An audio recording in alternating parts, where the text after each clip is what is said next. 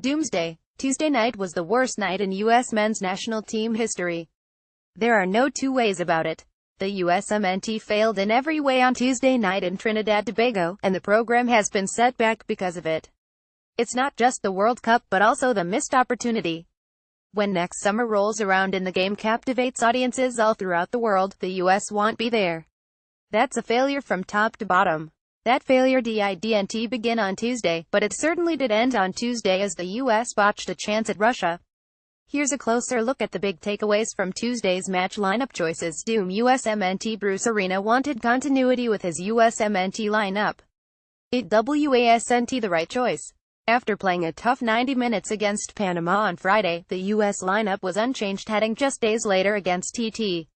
It was a decision that was one of the big mistakes on the day as the U.S. looked slow from the onset. It wasn't just the tired legs, though. In a match the usmnt needed a draw, the team emerged with no midfield cover for Michael Bradley. Look at the spacing on the second goal. That doesn't happen with bodies in the middle. That all falls on Arena, whose tactics were damning on Tuesday. Pulisic, lone bright spot. The usmnt's youngest star, was the only one who showed up on Tuesday. Say what you want about the rest of the team, but Christian Pulisic came to play. He provided energy and he provided the goal that brought the usmnt one step closer. Was he as good as he was against Panama? No, but he was one of the only usmnt players that provided much of anything. In a match loaded with usmnt veterans, Pulisic was the brightest spot. Clint Dempsey had a few moments, sure, but if there was ever going to be a magic moment, it was going to come from Pulisic. Josie Altidore and Bobby Wood were invisible. Darlington Nagbe was awful. Paul Arriola was invisible. Pulisic will get another chance at this. He's just 19. The rest of the team should look in the mirror and realize their chance may just be over. usmnt defense fails. Omar Gonzalez and Matt Besler have played in many big games. They simply didn't get it done on Tuesday. Gonzalez's own goal was the nightmare start and one of several brutal moments from the Pachuca defender scattered throughout the qualifying cycle.